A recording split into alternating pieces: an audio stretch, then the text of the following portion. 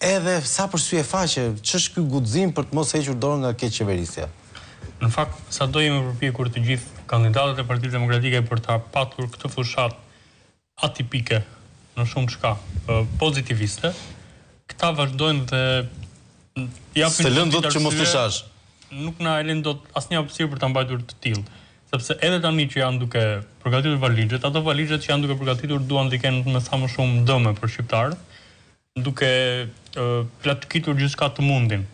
Në fakt, ditën e dieshme Zoti Rama ka qenë në Pogradec, në Kordën dhe Voll, me të njëjtët po themi dëgjues aty, me ndjetin publik, shëtitës, ambulant, një administrat ambulante që do duhet të ishte në fakt në shërbim të qytetarëve, por që shëtit me furgona, sa në Devoll, në Korçë edhe në Pogradec, për të dëgjuar të njëjtat pralla, të njëjtit individ në gjithë qarkun. Në fakt, kjo fushat do duhet ishte të paktën një lloj modeli, një lloj bilanci, edhe një katarsis për shoqërinë. Do duhet ishte. Sigurisht, po do duhet ishte edhe një lloj programi, çfarë do duhet propozonte Zoti Rama sot për 4 vitet e ardhshme si kandidat për kryeministër. Kemi dëgjuar vetëm dajre, kemi dëgjuar vetëm fyere për shqiptarët në për takimet e tij, edhe në kohën kur ai ja u ka nevojën votave të tyre, imagjinoni më pastaj çfarë mund të ndodhë. Dhe kemi parë nojze me Lamborghini. Këto kanë qenë propozimet e një kryeministri që qeveris për 12 vitesh. Ky ka qenë bilanci i tij në këtë fushat, ndërkohë që krejt e kundërta, një botë tjetër paralele, Partia Demokratike propozon projekte, programe konkrete, propozon si të nxjerrim Shqipërinë nga kjo krizë, si të ndihmojmë shqiptarët, familjet shqiptare që janë në masë shumë të madhe në varfëri ekstreme dhe që kanë çdo ditë një luftë të ashpër për të siguruar në fund të ditës bukën e gojës. Jemi në këto kushte. Partia Demokratike propozon se si të rrisë paga, si të rrisë pensionet, si të rrisë minimumi etik duke rrëzuar atë sistemin absurd të asistencave sociale që është qesharak. Që është një fyere për shqiptarët që në këtë periudhë përdoret edhe ajo shuma qesharake për presion votash për partinë. Mund të heqin 12.000 lekë në muaj, do ishte fatale. Sigurisht, por i kanë lënë shqiptarët në këtë gjendje që sot të bëjmë presion edhe me atë 30.000 lekë në vjetër në muaj që nuk del as për një thesmjelli. Po që mos ngatrohet 30 euro, 30 euro, por unë thash 12 sepse e kam dëgjuar nga një telefonuese dhe ka 2 vjet që kam dëgjuar që një zonjë në Elbasan merrte 1.200 lekë të vjetra në muaj. Po nëse je një person akoma aq mirë, por në bazë të numrit personave në familje, shtohet 1.200. Pra po e 10 veta merr 30.000 lekë. Wow. Tregoj vetëm diçka për këtë që pyete që si ka mundësi që nuk heq dorë nga qeverisja e keqe. Do ta tregoj me një anekdot. Para një 15-16 vjetësh në një biznes vendosi që të mos punonte me 2 bilance. Edhe financieri u stresua shumë.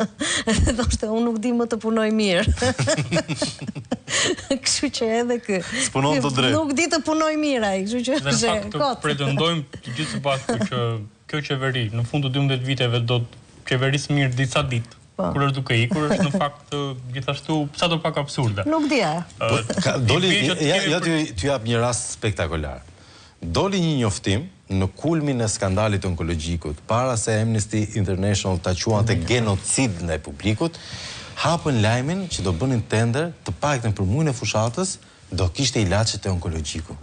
Nuk e bën. Asa ato se bën. Nuk e bën. Tani një tjetër mashtrim spektakolar i kryeministit dhe këtë do e filloj nga Genti për të ardhur më pas te zonja Lika është që ka 0 taksa për biznesin e vogël. 0. Rastësisht kur flet me biznesin e vogël, kur flet me kreun e shoqatës biznesit vogël, sheh që barra fiskale ushtrohet shumë e madhe dhe e gjitha nga bashkitë. Si është panorama në këtë aspekt në Pogradec? Edhe në takimet që kemi pasur këto kohë fushate me bizneset, me qytetarët që kanë... Nëse është 0, pse është kaq e madhe kjo 0? Do më kanë qenë më mirë kur ka qenë numër natyral se 0. Si shëndetësia, ishte më mirë kur ishte me lekë. Dhe përshtimisht atyre taksidarëve që shkojnë dhe gjobisin sa herë duan dhe si duan, është kthyer sigurisht edhe kjo në anekdot, çështja e taksës 0 për bizneset, sepse më besoni, janë në një trysni, ju e dini më mirë, në një trysni të jashtëzakonshme për ata janë heronj që vazhdojnë të mbajnë gjallë ato bizneset e vogla, dyqanet e vogla, që japin në një farë forme frym qyteteve, ekonomisë, punësojnë persona të tjerë, dhe shteti ynë ka bërë gjithçka që ata të mos ekzistojnë si biznese, në të gjitha format e mundshme, me taksat atime që shumë fishohen, me taksidarët të cilët në shumë biznese në Pogradec, më besoni, trajtohen me rroga mujore. Paga mujore në formë gjobe për biznes. Kanë pico si mafiozët. Po. Taksisht kështu. Domethënë, një biznes paguan stafin e vet, paguan dhe ka dhe i rrogë për një tatimor. Është alarmant, edhe ata vazhdojnë edhe sot shkojnë, bëjnë presione, kërkojnë vota.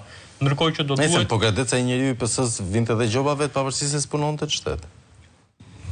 Është në gjithë. Duhet ta përmendim atë ngjarjen e Pogradecit të tmerrshme të atë djalit i cili ishte një hero për familjen e vet, vazhdon të jetë edhe pasi ka ndruar jetë një person jashtëzakonshëm, një shqiptar i mirë i këtij vendi që pati atë fund të tmerrshëm. Lika, kjo taksa e fshet zero? Nuk